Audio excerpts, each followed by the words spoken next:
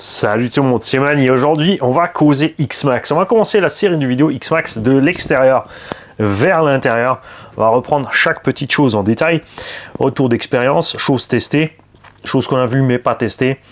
Et évidemment, cette série de vidéos ne sert qu'à une chose, c'est d'avoir vos retours d'expérience dans les commentaires en dessous. Ce que vous avez testé, ce que vous avez aimé, ce que vous n'avez pas aimé. Éventuellement, où vous avez trouvé quoi.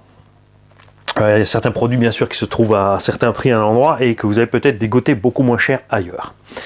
Hein?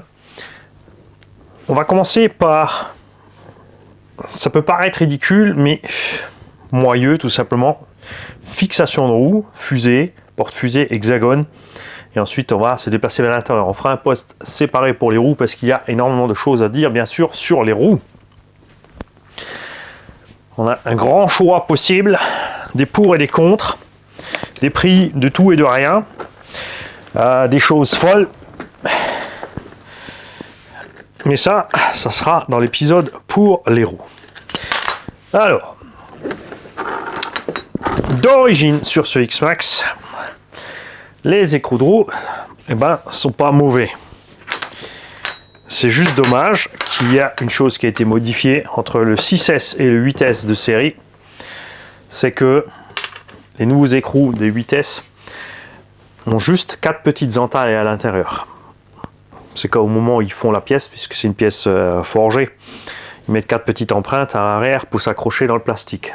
Ça tient, mais les écrous qui étaient sur le 6S et qui sont maintenant en option sur les autres, sont bien mieux parce qu'ils ont ce qu'on appelle en américain ou en anglais serrated, c'est-à-dire qu'ils sont cannelés.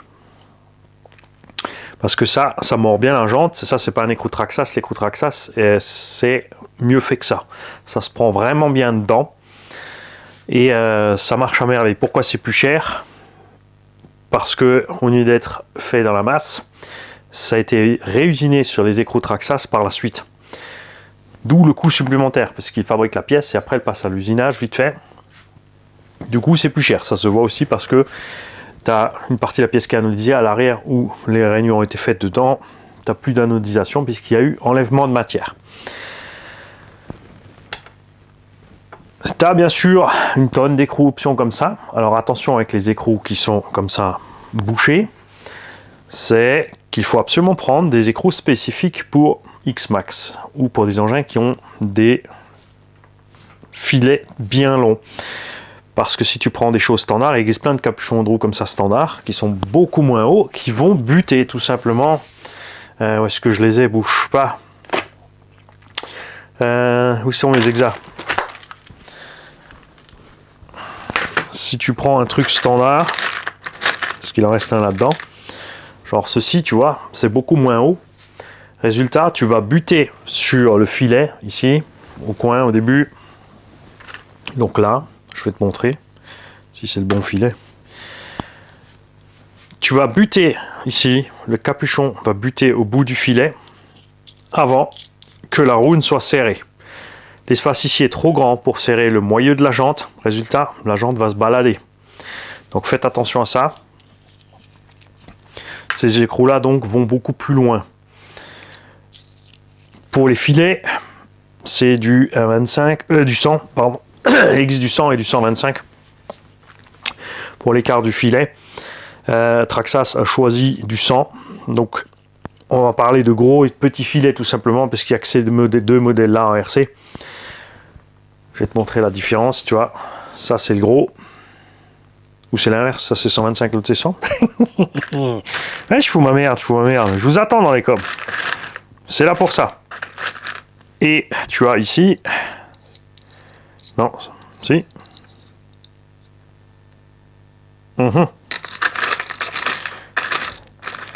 Et ben mon Mani, il n'y a plus que du gros. Si, attends, regarde, je suis couillon, il est là. Ça aussi, c'est du gros. Ah, c'est toujours le truc. Parce que sur le terrain, des fois, c'est vrai que tu te mets un paquet d'écrous dans la boîte. Et tout le monde pourra le dire, tu as chaque fois les mauvais en main pour aller te dépanner sur le terrain. Tu vas pas me croire que j'ai plus un seul hexagone avec un filet fin là-dedans. C'est pas vrai. Eh ben non. Je m'en suis enfin débarrassé. Alors, est-ce qu'il y a une préférence pour le gros et le fin? Non. C'est juste, comme dit, il y a deux façons différentes de faire de certains constructeurs. Voilà, ça c'est du fin. Tu vois, si tu prends cet écrou-là et que tu vas le mettre là-dessus, il va aller au départ, ensuite il va coincer. Là, si tu forces, tu vas faire tourner l'exa dans la jante ou flinguer le filet. L'inverse, c'est pareil, ça marche pas. Donc tu fais attention. Ça aussi, là, tu vois la longueur typique d'un filet standard de 1,8. Et ce qu'a choisi Traxa sur ces hexagones, c'est pas les seuls. Il y a Thunder Tiger aussi qui faisait des filets bien longs comme ça. Et Axial, sur le Yeti XL, tu as des longs filets comme ça et c'est génial. Moi, j'aime bien. Alors, bien sûr, on buggy et truggy, ils le font pas parce que, généralement, ils roulent avec des roues qui n'ont pas de déport. Donc, l'écrou est trop exposé aux impacts. Ça arrive beaucoup en GT aussi, vous avez vu, tu te frottes, tu te tapes, tu frottes un peu la bordure, ça te débloque les écrous. Résultat, tu vas les perdre. Donc, il y a plein d'écrous qui vont. Et quand tu passes, bien sûr, chez des roues 1/5e, tu utilises des adaptateurs de roues 1/5e. Là aussi, il existe différents. Tu as les Allemands qui en fabriquent, tu as les Chinois, il y a au moins 2-3 marques qui en fabriquent. Tu ne trouves pas toutes les couleurs que tu veux dans ce domaine-là. Dans ces capuchons-là, tu trouves tout. Tu trouves du noir, du chrome, du bleu, du rouge, du vert. Par contre, j'ai pas encore vu les oranges. Par contre, sur les gros pour 1/5e, tu trouves du rouge et du bleu. Pas plus. Si jamais tu veux enlever l'anodisation parce que ça te dérange, tu utilises tout simplement de la lessive de soude. Tu mets toujours du frein filet, pas trop balèze, du bleu. D'origine Traxa, c'est une espèce de frein filet en poudre au-dessus qui marche très bien, qui tient un sacré moment. Mais au bout d'un temps, quand même, ça se bouffe, ça s'enlève, puisque ça se fait découper sans arrêt par le filet qui passe et qui repasse. Donc tu penses en remettre.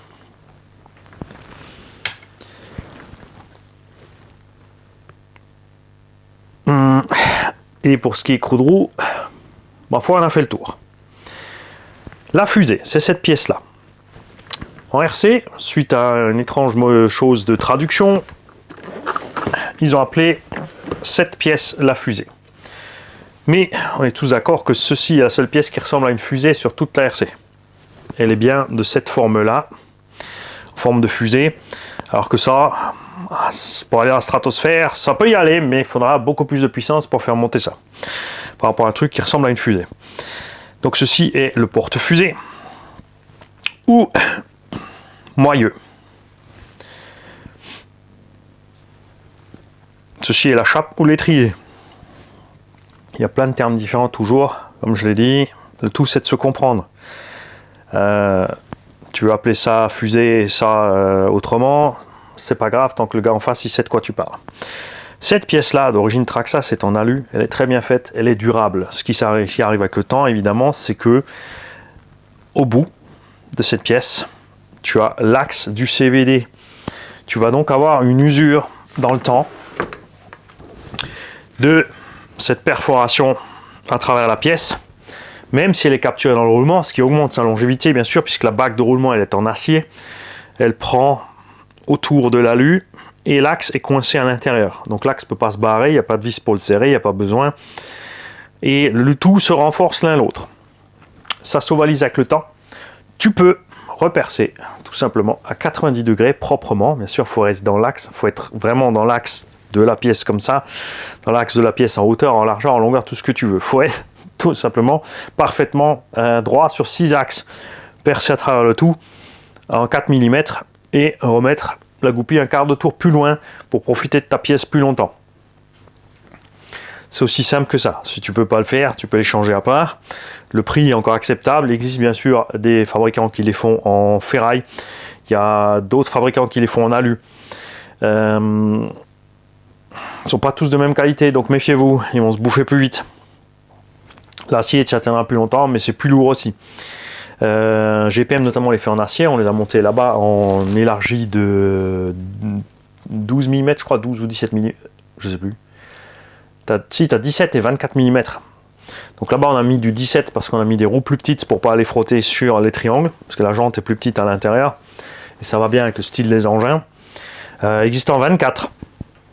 Si tu te poses la question, si tu as les bras courts et que tu mets l'élargisseur de 24, tu te retrouves à la longueur du wide, est-ce que tu as le même effet? La réponse est non. Tu n'as pas le même effet parce que angle, tout simplement. Si tu as un triangle court et tu pars tout droit, tu auras la même garde au sol. Alors que le triangle plus long, ta pièce est plus bas au bout, ne serait-ce que de 5 mm, donc tu gagnes un peu de garde au sol. Ça a par contre le même effet de levier sur la suspension, puisque tu as un amorto ici dans le triangle long et ancré au même endroit que le triangle court. La différence de longueur a été ajoutée ici. Résultat, si tu mets un hexagone plus long, tu as le même porte-à-faux entre ta pièce, le même effet de levier entre ta pièce et l'ancrage de l'amorto. Tu assouplis la suspension. Plus tu vas être large, tant que l'amorto ne bouge pas de place, plus il va être plus souple. C'est pour ça qu'avec le kit Wide Max, X Max, il te file des ressorts plus balèzes. Tout simplement. Moi, j'ai testé bien sûr les origines, j'ai les GPM là-bas en plus large. Pas de surprise, c'est de l'acier, donc ça va bien. Tous ceux qui ont essayé autre chose, signalez-vous. Il y a Outracing qui en fait, il y a des constructeurs chinois, il y a Outracing qui fait un truc spécial pour roue 1/5. C'est déjà un hexagone de 24, il n'y a pas besoin d'avoir un hexagone complet en ferraille par-dessus, ça ne change rien. Cette pièce en plastique, déjà avec les roues d'origine bien sûr, qui ont la même étoile, la même forme exactement, est génial puisque ça ne peut pas bouger au-dessus, j'en ai jamais cassé, j'en ai jamais usé. Donc pourquoi les changer? C'est léger. Et le plastique, ça reste un peu plus souple que l'alu au niveau des chocs qui reviennent sur le moyeu. Donc moi, ça me va très bien et aucune raison de le changer. Le piège le plus commun avec cette pièce, pour l'enlever, il y a juste ce petit circlips, c'est que il y a 2 rainures de circlips dans cette fusée. Donc il y en a plein. Ils remettent, quand ils ont démonté ça, ils mettent le circlips derrière, ils remettent l'écrou dessus, l'hexagone dessus, ils remontent la roue. Résultat, ça tourne pas rond et en plus, ton circlips, lui, il va frotter ce roulement, il va bouger le roulement. Donc faites bien attention que ce circlips soit monté devant. Si tu le mets pas, qu'est-ce qui va se passer? Si tu le mets pas, tu vas serrer tellement fort que tu vas écraser ton hexagone contre ton roulement et ton porte-fusée. Fusée si tu l'appelles fusée. Moyeu si tu l'appelles moyeu, comme tu as envie. Tu vas donc presser là-dessus et tu vas abîmer tout ça. C'est donc impératif que ce petit circlips soit là. Ceux qui ont pris les très larges, est-ce que vous avez eu plus de surprises que les autres? Puisqu'il y a aussi un autre effet du fait de rajouter du déport ici, c'est que ton levier sur les 2 roulements va augmenter aussi sur les chocs. Donc tu peux bouffer plus vite les roulements ou tu peux plus vite casser cette pièce-là. Donc ceux qui ont monté les très larges, si certains d'entre vous l'ont fait, est-ce que vous avez eu quelque chose de spécial, de différent ou pas? Dites-nous ça. Ce même déport ici se répercute aussi sur la direction. Puisque quand ta roue est montée là, elle va tourner pile sur son axe de pivot. Si tu mets de l'offset, elle va bouger comme ça, comme une porte. Hein. Le bout de ta porte fait bien plus de trajet que ta charnière, on est tous d'accord. Si ta porte fait 50 cm de large à la maison, tu te mets juste devant, tu tends le bras, tu passes. Si ta porte fait 1 mètre, si tu restes à 50 cm, tu te la mets tout seul dans la tronche. C'est le même principe. Si tu montes ta roue ici, elle va avoir un porte-à-faux énorme. Ça va changer les réactions de direction. Sur certains engins qui braquent pas beaucoup, ça peut être bien parce que ça va augmenter un peu le rayon de braquage. Plus d'effort aussi, attention, quand tu fais tout ceci, sur, bien sûr, la direction.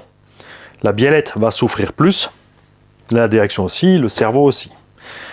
Pense-y toujours, tout ce que tu fais à un endroit va se répercuter sur d'autres.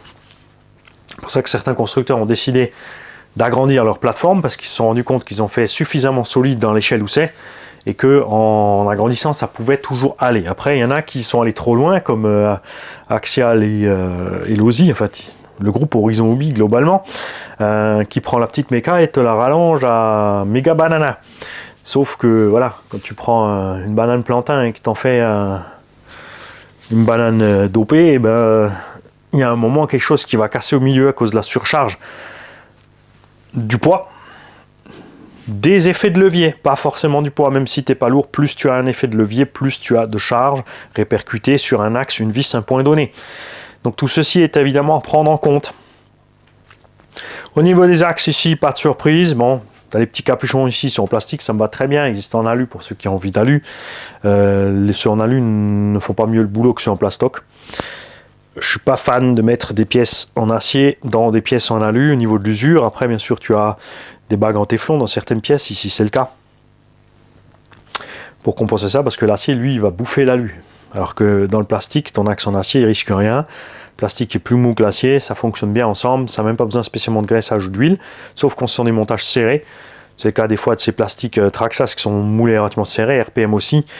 Ça grince ou ça cuine après utilisation, donc là, il te faudra bien sûr un petit coup de produit lubrifiant. Quand on parle de produits lubrifiants pour les plastiques, on évite les produits pétrolifères. Il faut utiliser tout ce qui est lubrifiant de synthèse, silicone, produits de lubrification, ce qu'on appelle à sec. Le silicone, c'est plus simple pour ce genre de truc.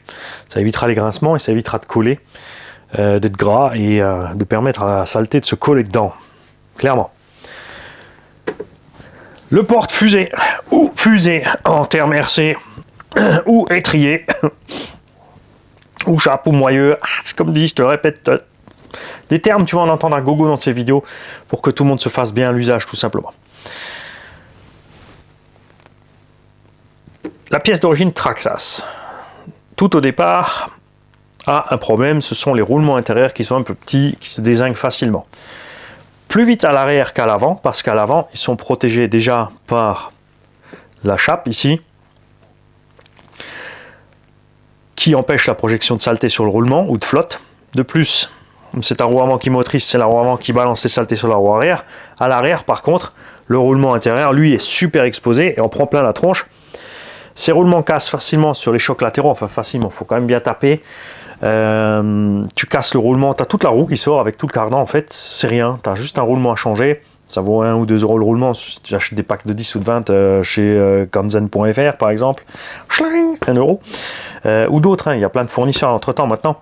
Il y a même T2M qui s'est mis à faire un pack de roulement pour X-Max, pour te dire c'est que ça doit rapporter.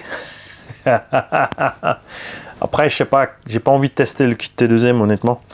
Ça inspire pas confiance déjà au départ, donc avec le logo déjà, boum, tu te dis ah ok, c'est vraiment chinois pas cher rebadgé au prix des autres. Mais on peut avoir des bonnes surprises, donc si l'un d'entre vous l'a testé, bien sûr lâchez-vous. On a donc Kanzen, T2M,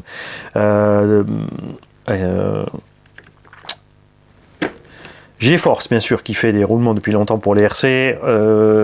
Il y a des chinois, il y a Fast Eddy, il y a les plus chers de tous, c'est les roulements américains qui s'appellent, j'ai oublié le nom. Tu as plusieurs choix carrément chez eux, c'est débile. Tu as le choix entre des roulements pour faire de la vitesse, des roulements pour le terrain léger, le terrain gras et le terrain vraiment tété. Bien sûr, le prix varie en fonction. Donc, c'est des kits de roulement entre 150 et 300 $ pour un X-Max par exemple. Pour te dire, après, la qualité est là. Est-ce que ça vaut, le jeu en vaut vraiment la chandelle? Moi, je suis satisfait avec les Kanzen. Donc, je ne peux pas me compliquer la vie, aller plus loin. Après, je pense que les M-Line et les GeForce sont tous les mêmes que ceux qui sont fournis par Kanzen, tout simplement. Tu vois, la façon dont c'est fabriqué, le truc. Tu as des roulements, bien sûr, qui rouillent plus ou moins vite, selon la qualité du roulement. Donc, les roulements Traxxas n'ont jamais été réputés pour la longévité et la durée de vie. Il y a peu de billes à l'intérieur, en fait. Si tu regardes, sur le X-Max, ils ont quand même fait un effort. Les roulements sont pas si mal, mais c'est vrai que la cage extérieure rouille très vite. Et les roulements, les billes à l'intérieur aussi. Dès que la flotte rentre, les billes rouillent. Et si tu fais pas ton entretien après avoir roulé en zone humide ou dans la flotte, évidemment, tu as plus vite un problème. Vous l'avez vu sur Big Mama, là-bas, j'ai mis un kit qui résiste un peu plus à la flotte. On a mis toutes les vis inox, les axes de roue et tout ça en inox ou en titane. C'est sympa parce que tu passes dans la boue, tu rinces facile, tu rehuiles derrière et tu es reparti. Tu as besoin de faire l'entretien plus poussé moins souvent. Mais quand tu regardes le prix de départ de toutes ces options et ces upgrades, est-ce que au final ça vaut la chandelle pour toi, selon ta façon de rouler, ce que tu en fais? Est-ce que ça vaut le coup d'acheter un X-Max 9 et de tout changer tout de suite? Non. Si tu prends un X-Max 9, roule, déjà casse d'abord, tu avises ensuite selon ce que tu as cassé, tu choisis ou non une option.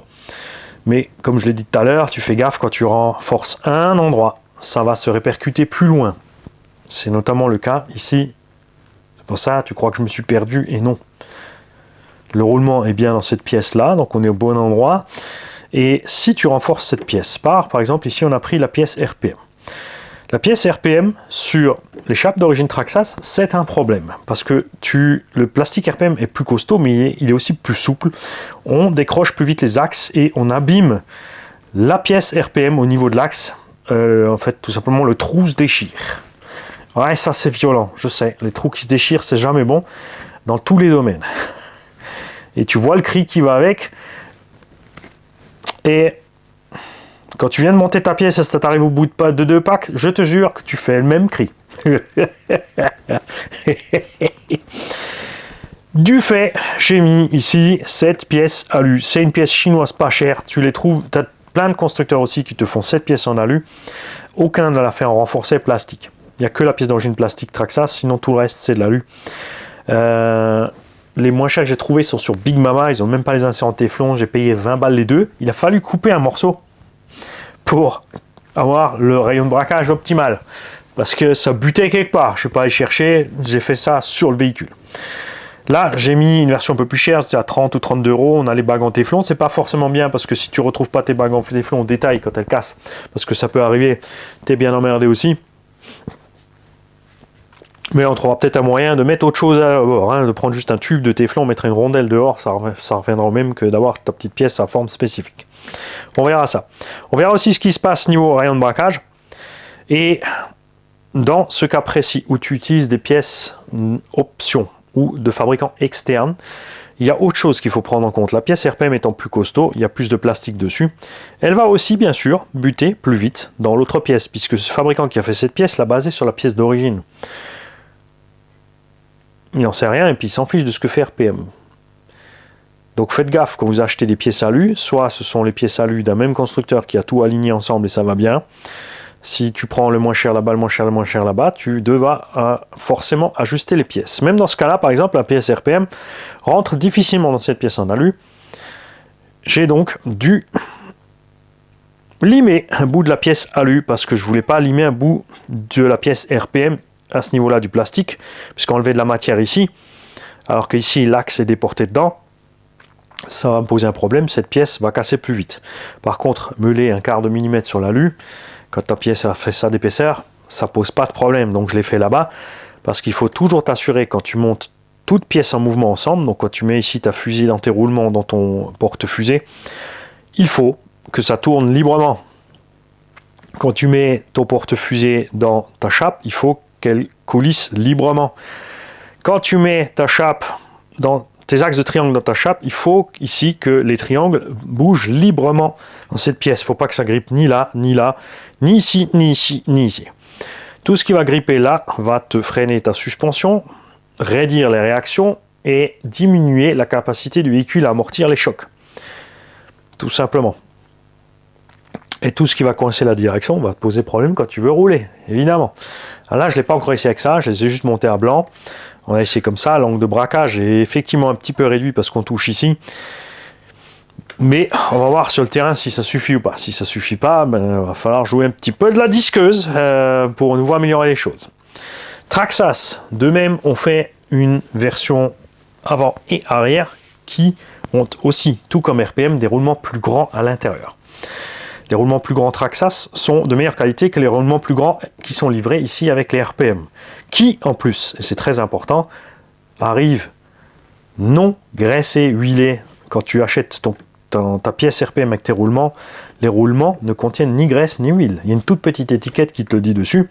Donc il faut ouvrir, il faut enlever les bagues en téflon. Il faut graisser ou huiler, ça dépend de toi. Les gens qui veulent rouler vite, généralement huile, parce que ça permet des tours minutes plus faciles, plus élevés. Ceux qui roulent bien en gras comme moi, ils vont mettre de la graisse. Un roulement qui tourne un peu plus dur, tu te dis c'est pas grand chose, mais il y en a une vingtaine, une trentaine, une quarantaine de roulements là-dedans. Donc évidemment, plus d'efforts pour le moteur, au final, moins de Vmax, et ça, les compétiteurs peuvent te le garantir.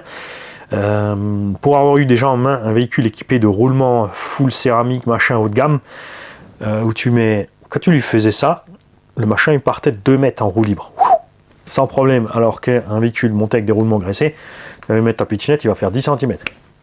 Ça s'améliore avec le temps, bien sûr, mais c'est à prendre en compte. Moi, j'aime bien graisser et j'aime bien utiliser de la graisse Téflon parce que c'est générique, tu la trouves dans tube industriel, c'est pas cher.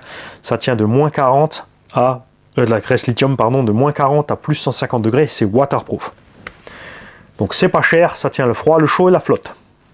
Qu'est-ce que je veux de plus, moi, pour mes RC? Eh ben rien. Donc je mets ça. Après, chacun ses petites habitudes, il y a des graisses spécifiques, des huiles spécifiques, chacun fait comme il a envie. Il y a bien sûr, tu peux utiliser des produits automobiles de haute qualité, très très chers, il t'en faut peu. Donc c'est vrai que tu achètes un pot qui coûte cher, mais il t'en faut peu. Et si pour toi, tu vois vraiment, ça vaut le coup pour toi et la différence est flagrante, pourquoi s'en priver?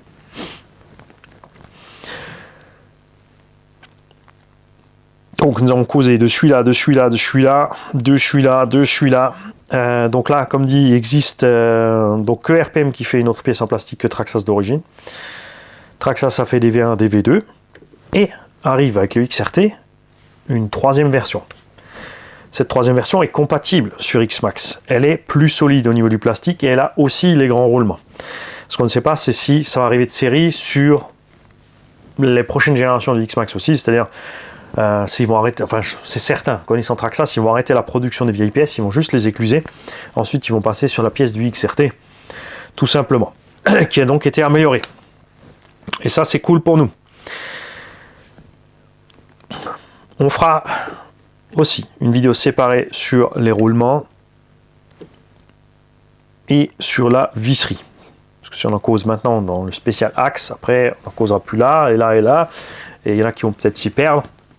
Donc on fera quelques allusions, mais on fera très simplement un tuto séparé pour tout ça. On va quand même vite en parler là. Donc la visserie Traxxas du X-Max, c'est quand même nettement meilleur que ce qu'on avait sur les premiers Slash. Elle rouille moins vite, ça rouille quand même. Mais ça s'essuie comme ça tout simplement si tu ne l'as pas laissé pourrir. C'est-à-dire que quand tu rentres, que c'était mouillé, tu sèches, tu mets un coup d'huile, ça se passe bien. Si tu laisses baigner dans son jus un jour ou deux, c'est rouillé. Il y a des endroits où les vis, bien sûr, sont dans les cuvettes. Là, l'eau va rester dessus. Là, elles vont être vraiment moches très vite. Même là, la plupart du temps, tu peux récupérer. Bon, après, il y en a certaines qui sont au fond de certains puits où c'est pas la peine de récupérer vu le prix des vis. Si elles sont vraiment très dégueu. Donc ça se passe relativement bien. Tu peux même bien sûr de la visserie inox. Attention, la visserie inox est moins solide que la visserie en acier 19. Le plus dur qu'on trouve en visserie couramment en RC, c'est du 12-9. Ils sont très durs, contiennent plus de carbone, mais du coup rouillent plus vite aussi. Donc il faut trouver ton équilibre. Ensuite, il y a des vis qui sont traitées. C'est ça, de l'acier bruni par exemple, où il y a différents traitements dessus. Différentes marques font des vis comme ça. Tu le vois parce qu'elles sont vraiment brunes dessus. Donc elles ont la solidité par exemple en 19 ou en 12-9, mais elles ont l'avantage qu'en plus comme elles sont brunies, elles vont, tu peux les faire rouiller aussi, mais il faut vraiment que ça baigne pour que ça rouille ces vis là. Après, on revient toujours au même, le prix du kit de vis. Là aussi, kit de vis X-Max, on trouve de tout. On a Traxxas qui lance ses propres kits de vis maintenant, normal et inox, honnêtement hors de prix. On a les Chinois qui font des vis, mais sont souvent mal forgées. Donc tu as des vis foireuses, ils t'en donnent plus, donc ça va. Tu n'es pas sûr de la qualité et tu n'es pas sûr de tomber sur un lot qui va rouiller ou pas. Modèle Baumetz en fait. Il y a des boîtes allemandes qui font des kits de roulement aussi et des kits de vis spéciales. Il y a RC Schrauben, donc qui veut dire RC Vis tout simplement. Il y a Schraubenwerkstatt, ça c'est l'atelier des vis. Ce sont des Autrichiens ou l'inverse, c'est RC Schrauben qui est autrichien, non, ou RC Werkstatt, un des deux. Bref, tu en trouves de plus en plus. À toi de choisir ce qui te plaît et là où tu te sens à l'aise niveau qualité. Moi, comme tu peux constater, à part Big Mama, j'ai la visserie d'origine partout finalement. Des fois, il ne faut pas chercher trop loin. Mais si ça te saoule ta rouille, je comprends tout à fait que tu changes. Si jamais tu mets des vis inox, n'oublie pas qu'il y a certains endroits où il ne faut absolument pas en mettre parce qu'elles sont trop fragiles. Ces endroits, on en parlera au fur et à mesure qu'on arrive à l'intérieur du véhicule. Donc ici, sur le moyeu, sur le demi-train, il n'y a aucun problème. Tu peux mettre de l'inox là et là, dans la direction aussi bien sûr. Il n'y a pas de souci. C'est très rare de réussir à plier une vis ici dans la direction. Pour les axes d'origine aussi, ça peut rouiller, mais il faut un sacré temps. Ça peut se tordre. Le plastique s'assouplit avec le temps, des fois, ou la température. Et c'est surtout en été que ça pose problème.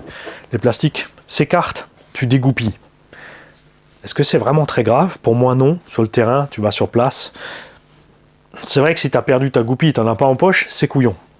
Après, quand tu pars en X-Max, tu te mets quelques axes en poche. Tu peux acheter soit des kits d'axes d'origine, tu peux les faire. Moi, j'achète de la tige tout simplement au mètre. Hein, je mets 3 ou 4 mm stainless rod. Donc, je prends en inox, c'est un peu plus souple, ça se tord plus vite.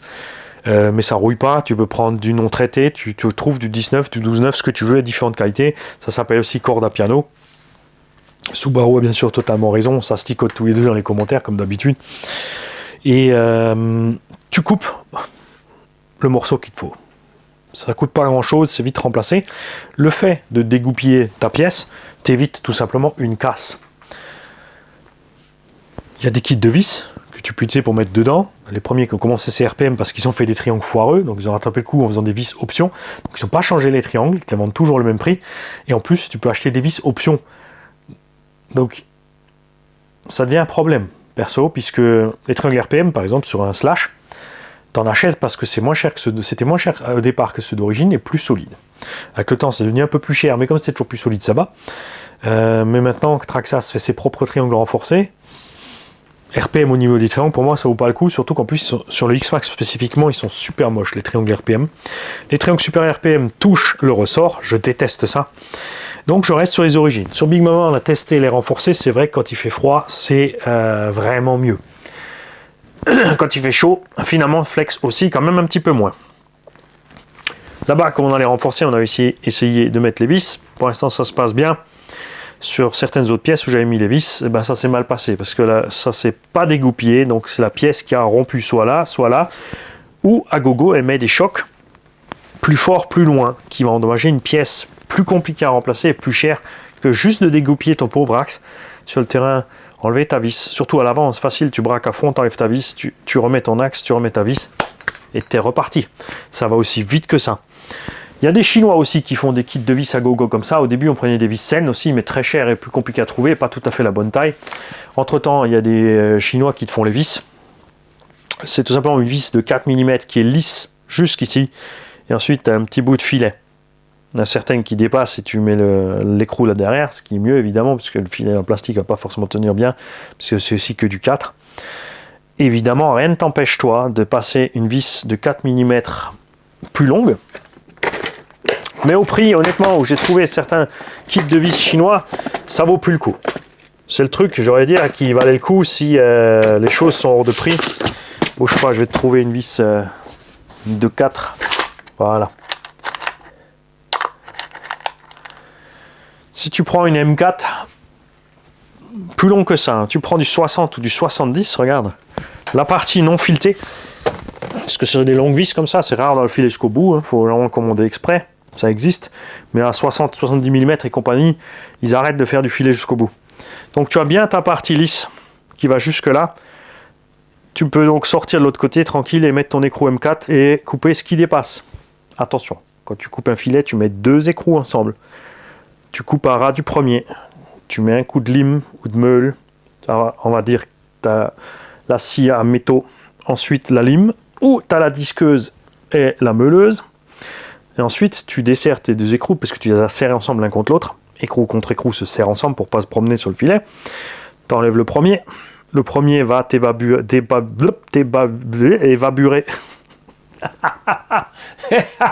évaburer ce qui est en trop, ce qui est resté dessus, et le deuxième lui passera à merveille. Si tu passes dedans et tu remets ton écrou, solution de secours facile aussi sur le terrain. Si, comme nous, moi par exemple, dans ma caisse à outils, j'ai une lame de scie à métaux, j'ai des vis de toute taille, donc sur le terrain, j'ai plus d'axe, j'ai plus quoi que ce soit, c'est le genre de solution que je peux faire. Bien sûr, sur le terrain, tu peux aussi prendre une vis qui est filetée de devant jusque derrière, puisque ce qui compte avant tout, surtout en Monster Truck Baby, c'est de finir ton run. Même sur 3 pattes, même sur 2, faut que ça dure un max. Donc tu as plein de choix aussi à ce niveau-là. J'attends vos solutions à vous. Là pareil, moi je reste vraiment sur l'origine, avec la pauvre petite vis devant, ça se passe très bien. Traxxas a fait quelque chose de cool, c'est que la plupart des vis aussi sont en tête de 2 et de 2,5. On a du 2 mm pour toutes les petites vis et du 2,5 pour tout le reste. Et ils ont uniformisé ça à certains endroits. Tu peux aussi bien sûr passer du 2,5 à certains autres endroits pour passer le plus de vis possible en 2,5. C'est vrai que c'est confortable, mais pas partout. Tu peux le faire là, ici par exemple, puisque la roue est loin, elle ne touche pas, il n'y a pas de problème. Il y a un endroit où il faut absolument éviter, c'est ici. Parce que là, en braquant, ta roue va aller toucher. Sur le non-wide. Sur le wide, dis-toi bien que je ne suis même pas allé voir encore. Non, là tu peux le faire, regarde. C'est tellement loin, ça touche plus. Parce que sur le non-wide, ça va frotter dessus. Sur le wide, eh ben, toute évidence, tu peux. Tu vois que tu as large la place hein, pour mettre partout des têtes cylindriques. Ça s'appelle les têtes bombées. Donc c'est cool. Il y a un truc spécifique aussi. C'est que cette vis-là est la plus courte de toutes. Toutes ces vis-là ont la même taille. Sauf celle-là qui est plus courte si tu te trompes. Tu vas pousser sur la rotule qui est dans la morteau, ça va coincer. Donc ne te fais pas avoir à ce niveau-là. Perso, là où sont les petits capuchons, généralement, alors là ça va, mais plus souvent ici sur le triangle supérieur, je vais utiliser une vis plus longue. Ça arrive avec le travail de flex et de torsion et tout, que cette vis s'arrache de là, ton capuchon se barre. Du coup ici, il m'arrive d'en mettre des plus longues. Je dis plus longues, c'est 2-3 mm. Hein. Si on va admettre que c'est du 4 par 8, du 3 par 8, je vais passer du 3 par 10. C'est pas grand chose, mais ça fait que ça tient. Donc les bras renforcés on a causé, les bras RPM aussi, il y a les bras Proline aussi. Alors là, j'ai même pas essayé parce que j'avais pas confiance du tout, j'ai bien fait.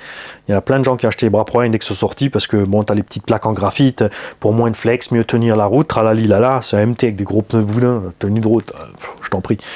Ça pourrait être rigolo bien sûr pour celui-là là-bas.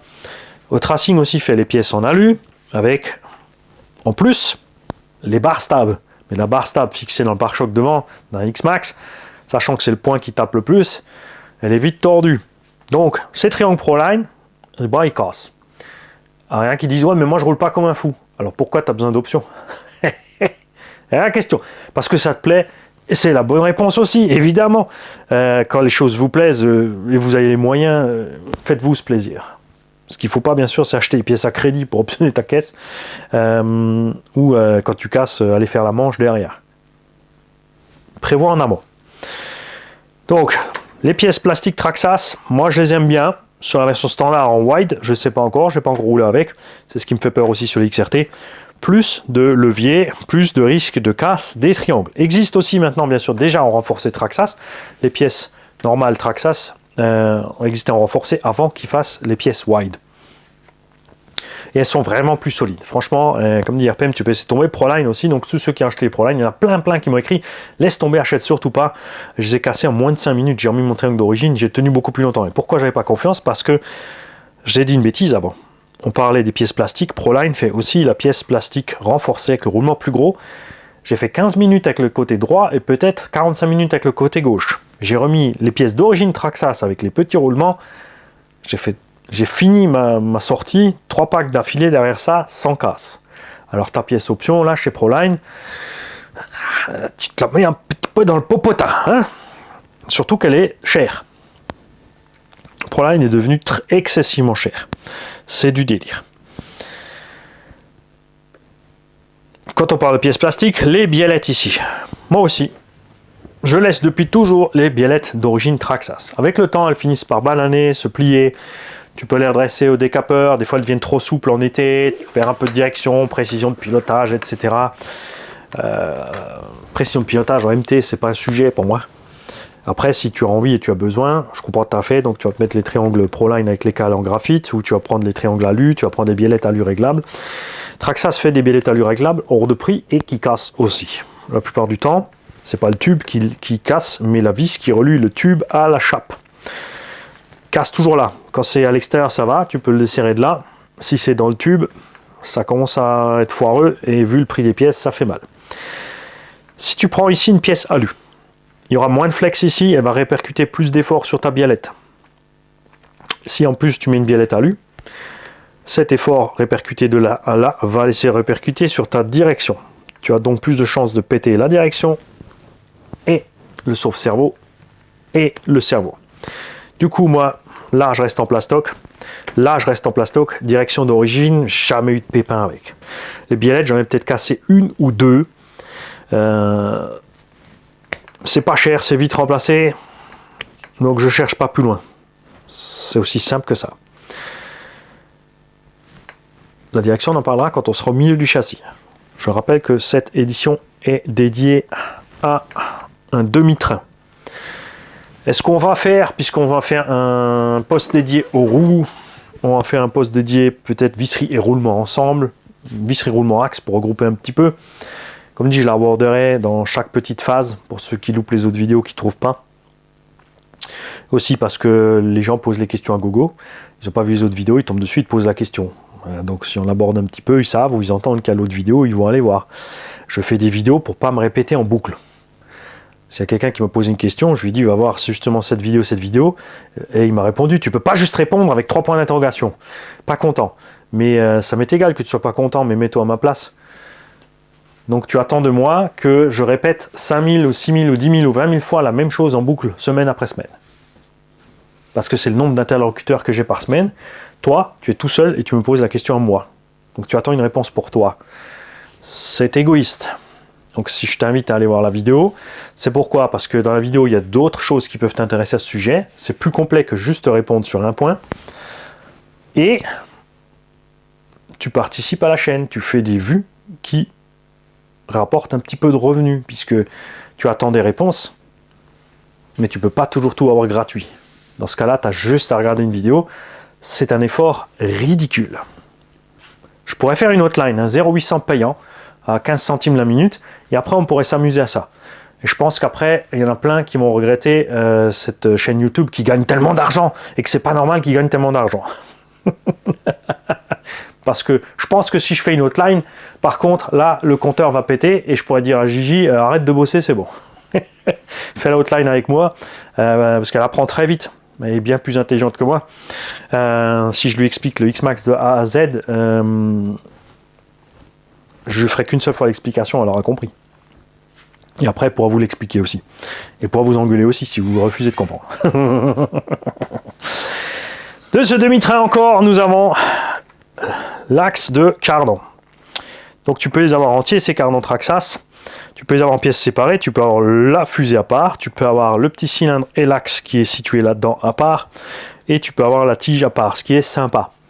De moins en moins de constructeurs font ça, ils te font des pièces complètes, des lots complets, et tu peux plus avoir chaque petite pièce au détail. Surtout au niveau des cages, on a constaté ça, il faut acheter une cage complète quand il te faut le pare-choc du Losi Tenacity ou des B-Pro.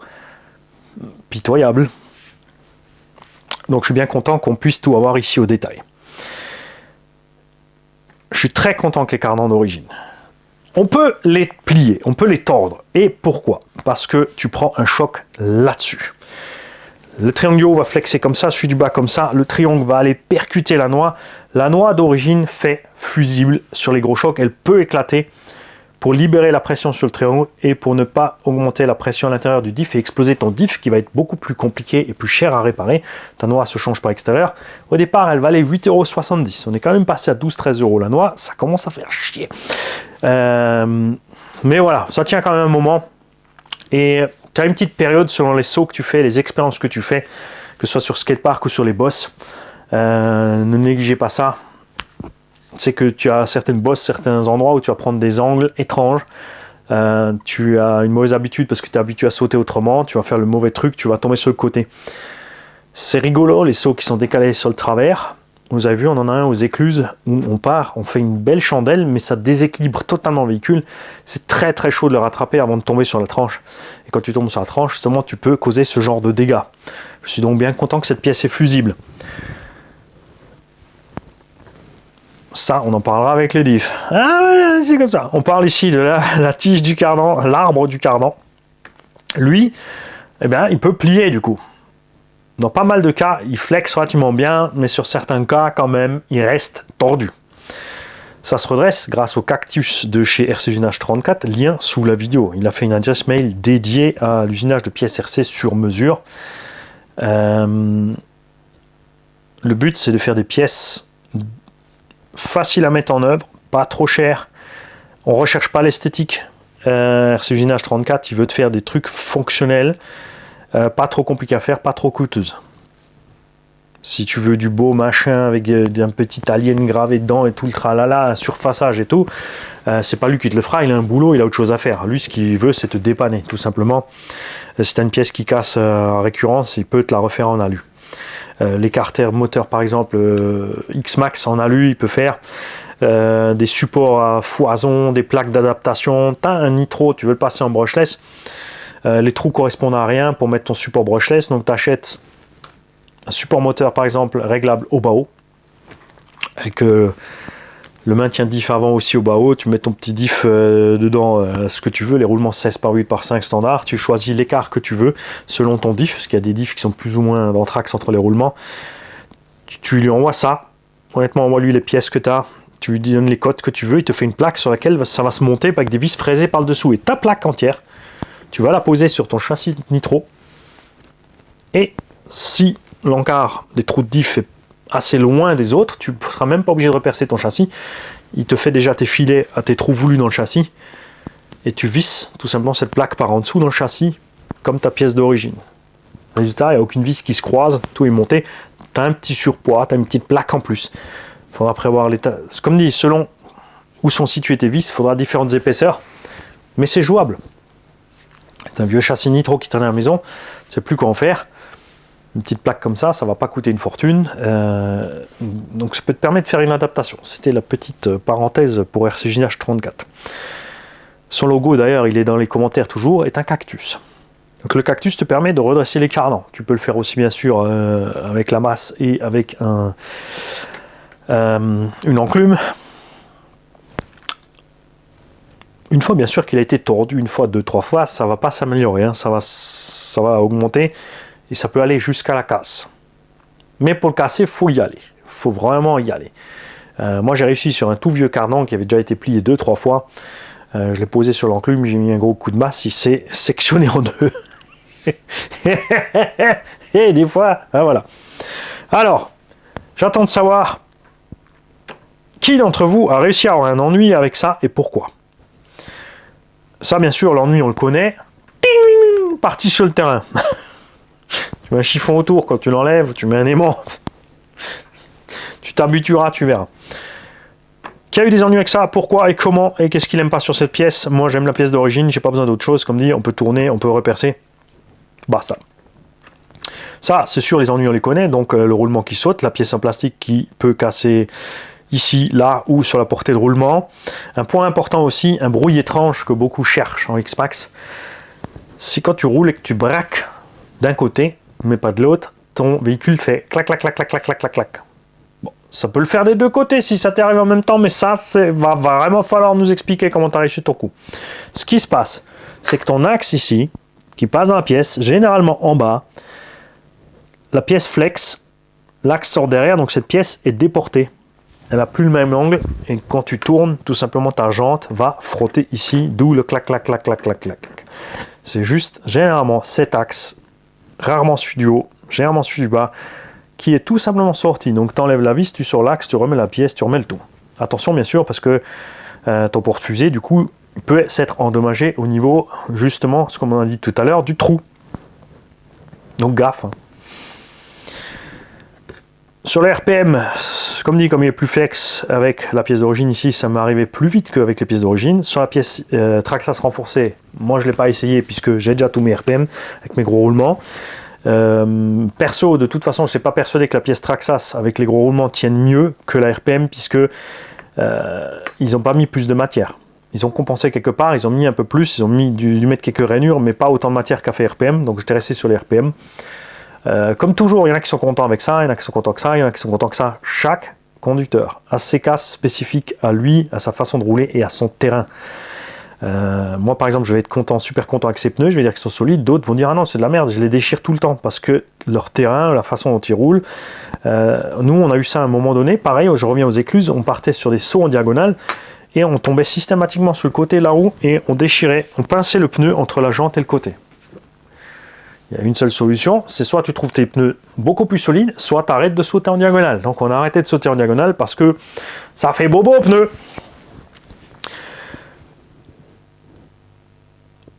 Et même si des fois on se dit ouais, je comprends pas, je pense sérieusement que si j'allais rouler sur ton terrain où tu as spécifiquement cette casse, il y a de grandes chances que ça m'arrive aussi. Et toi, si tu viens chez nous, tu auras les casses que nous on a. Mais comme dit, le pilote fait vraiment la différence et ça c'est un point essentiel qu'on abordera au niveau ici de la transmission et de la réduction primaire. Parce que là, il y en a qui arrivent à nous faire des casses. Eddy peut en témoigner. Eddy, il m'avait contacté, il m'a dit, voilà, écoute, je casse tout le temps ma transmission. À ce moment-là, bien sûr, comme je connaissais Eddy, je savais quelque chose que vous ne savez pas à ce moment-là, c'est que c'est un pilote de motocross. Et voilà, t'as deviné. Tac, tac, tac, tac, tac, tac, tac, tac, tac, tac, tac.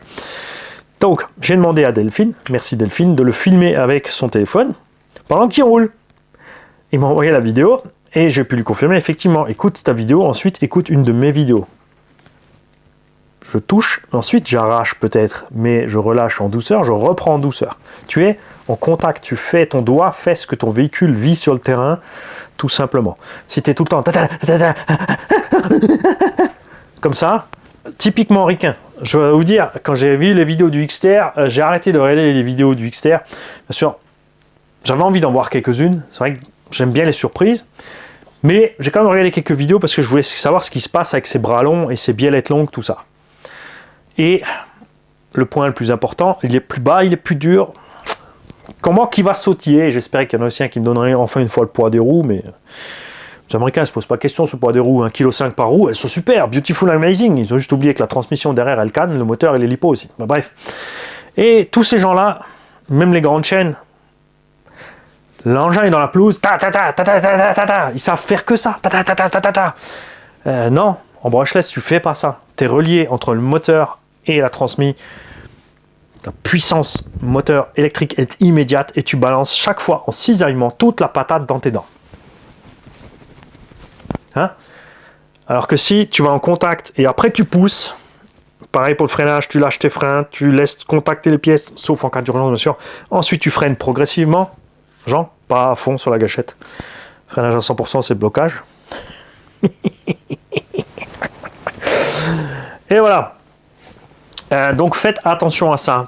J'en parle ici parce que aussi tu te dis je suis hors sujet. Non, non, non, non, non.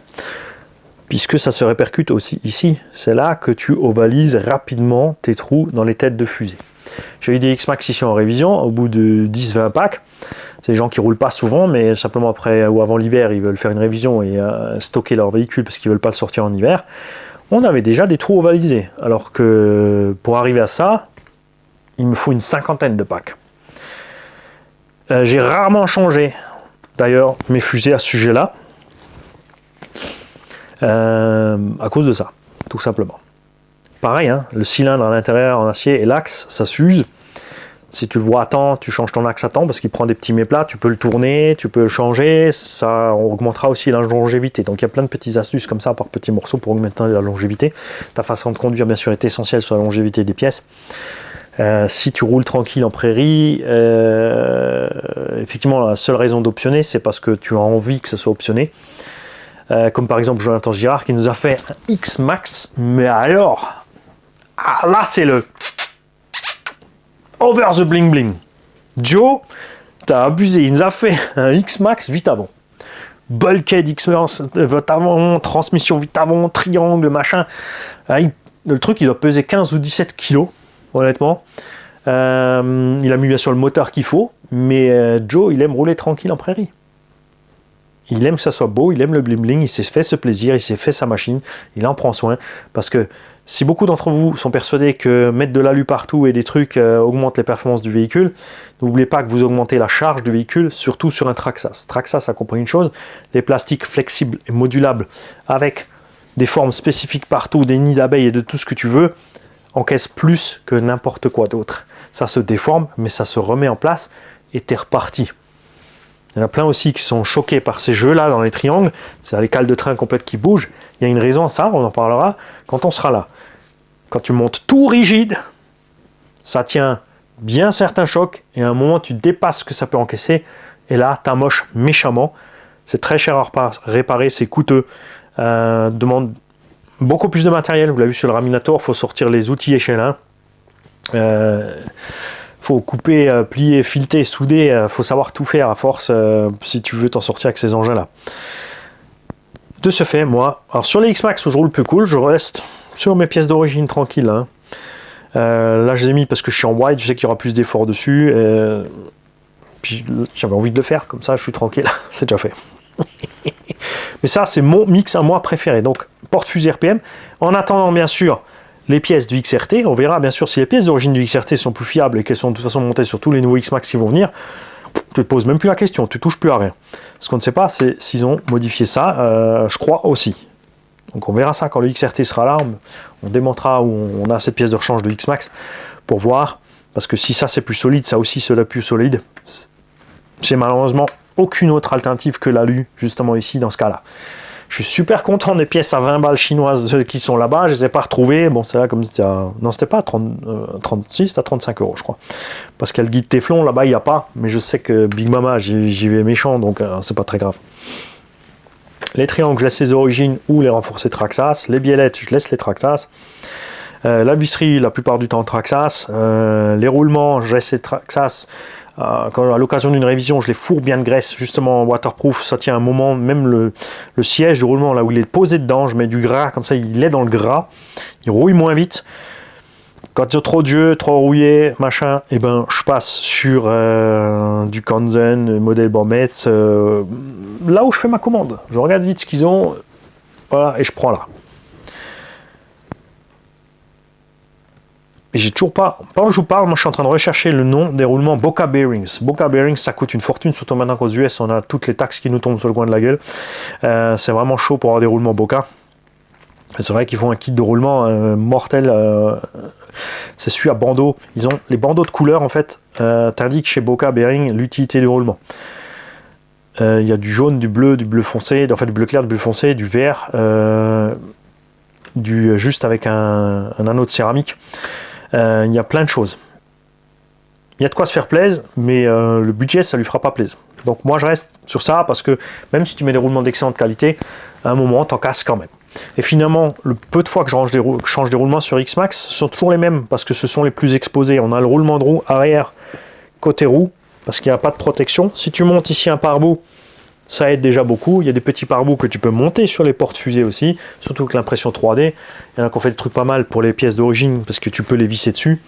Là, sur le RPM, tu peux pas. À la limite, tu fais deux petits trous de 1, tu mets des petites vis d'électronique ou d'informatique, là, auto-forante en 1.5, et tu te mets juste un pauvre petit cache en lexan. Tu prends n'importe quoi de plastique flexible, tu te coupes une languette. Si tu as envie de le coller, colle-le. Juste pour empêcher les projections sur ce roulement.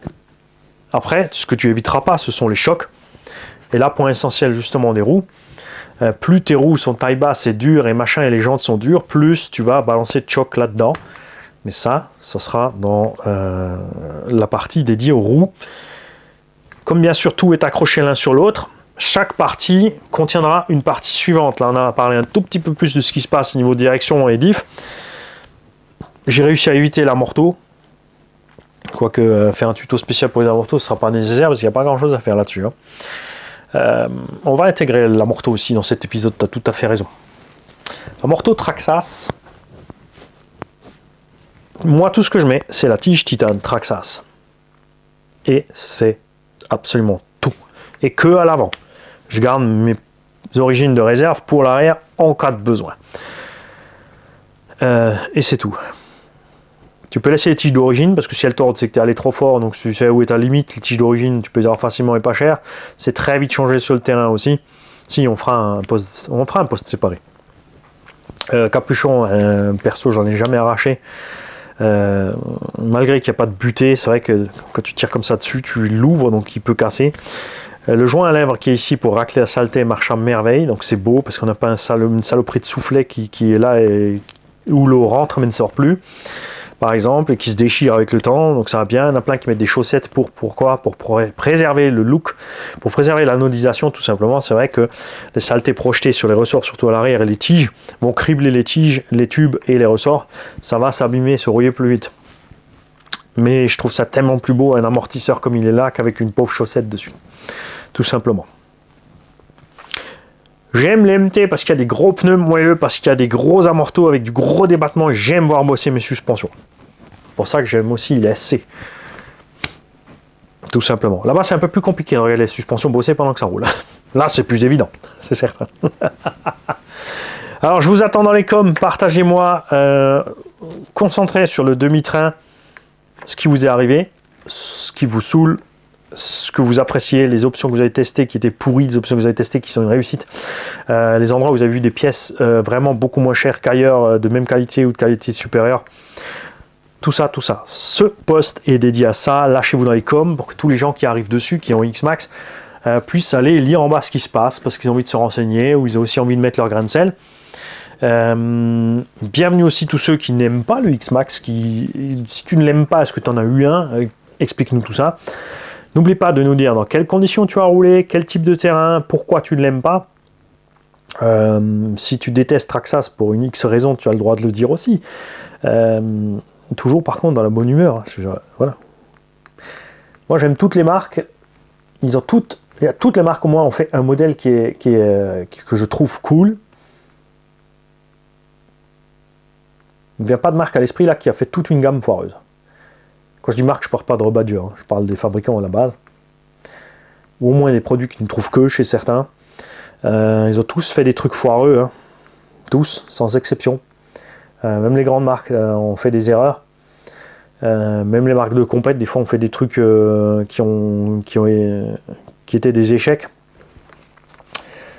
C'est moins spécifique aux marques qui font toujours que des buggy truggy depuis 25 ans parce qu'ils font que buggy truggy. Donc ils font que ça depuis 25 ans, forcément. Dans ce domaine-là, hein, ça va aller. Hein. C'est sûr que Traxxas a lancé ça sur le marché. Ils ont quand même pris un risque énorme en lançant ça sur le marché. Ça s'est avéré être une réussite. Il a ses tares, il a ses défauts. Le tout, c'est de trouver, comme dit, c'est pas forcément le Xmax qu'il te faut alors. Chacun a le véhicule qui lui correspond par rapport à son terrain, sa conduite. Lui, pour moi, c'est le Graal de ce qui se fait dans la dimension me correspond, le poids, puissance. C'est sûr, ça peut toujours aller un poil plus vite. C'est pas pour rien qu'on met des fois un étagement un tout petit peu différent ou un moteur qui va un petit peu plus fort. Il y a toujours un petit truc qui manque. Mais voilà.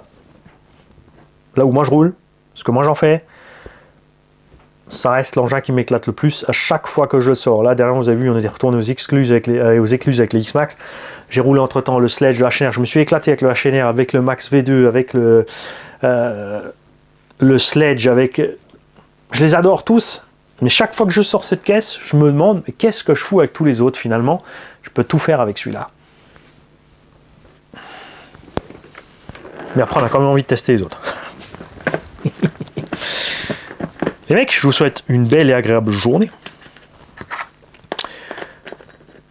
Et je vous dis, pas bientôt forcément, hein. Je ne vais pas faire tous ces épisodes les uns après les autres. On va peut-être répartir un par semaine.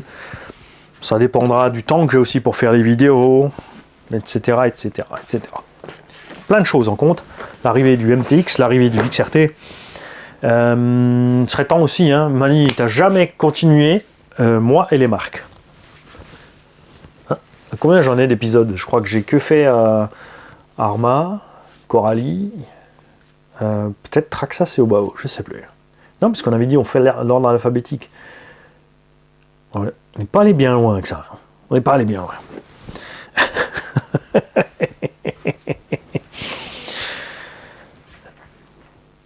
Un point qu'on n'a pas abordé, c'est le démontage, mais ça, on a déjà assez dans les playlists Xmax. Pour enlever la roue, t'enlèves l'écrou. Pour enlever le porte-fusée, t'enlèves les deux petits capuchons, t'enlèves les axes, t'enlèves la vis de direction, tu sors le truc avec le cardan, t'enlèves le circlips, tu sors le cardan. Il n'y a rien de bien compliqué dans cette histoire encore. Toutes ces interventions peuvent se faire extrêmement facilement sur le terrain, surtout à l'avant, comme dit. Tu as décroché ici, ou même cassé ton triangle, une vis là, tu sors les axes, tu sors ton triangle, tu remets, tu es reparti. Il faut 1 minute pour changer le supérieur, 1 minute pour l'inférieur. La vis s'atteint par là, tu peux pousser l'axe par derrière. Là aussi, tu enlèves la vis là, l'axe, tu peux le pousser par derrière. Là aussi. Amorto, 2 vis, 2 axes. Biais de direction, 2 vis, il y a un trou exprès pour passer à travers, pour aller choper la vis. Là, il faut enlever la roue, bien sûr, pour enlever la biellette de direction. Le cardan, comme je te l'ai dit, tu décroches, par exemple, en haut, en bas, tu enlèves le circlips, tu déboîtes, tu sors le cardan, tu l'as en main, Tu atteins la noix tout aussi vite en enlevant une des vis, un des axes ici, tu décroches. Tu bascules, tu passes ton tournevis dedans, tu peux enlever ta noix. L'amorto en lui-même, très facile à réparer aussi. Bien sûr, capuchon, si t'en casses un, t'enlèves un axe, tu revises ton capuchon. Si tu as plié la tige, tu peux le faire même sur le véhicule. Tu n'enlèves que cette vis, que cet axe. Tu mets ton véhicule à l'envers, tu mets l'amorto à l'envers pour que, bien sûr, l'huile ne coule pas. Tu dévisses la base inférieure. Tu as une vis ici enlevée pour enlever la coupelle et le ressort. Tu enlèves la base ici inférieure. Ton amorto est posé à l'envers. Tu dévisses ta base. Tu laisses l'amorto posé à l'envers. Tu le cales pour qu'il ne tombe pas, que l'huile reste dedans. Tu as un écrou enlevé. Tu changes la tige. Tu remets ton piston, ton écrou. Tu remontes le tout comme tu l'as démonté. Basta. Il faut aussi que 2 minutes. Si tu n'as pas d'huile avec toi, c'est pas grave. Manquera peut-être 5 mm d'huile qui va se retrouver là-haut. Dérangera pas du tout en roulant. Si tu as l'huile avec, tu fais ton appoint. Donc vraiment, tout est très facile à remplacer. Il faut 1 minute pour la porte-fusée, 1 minute pour l'étrier, 1 minute pour le triangle inférieur, supérieur, 1 minute pour le cardan, on va dire 2 minutes pour réparer une tige d'amorto, quelques secondes pour la biellette de direction. Ça, c'est l'autre chose que j'apprécie énormément sur cette machine. Les mecs, maintenant j'y vais.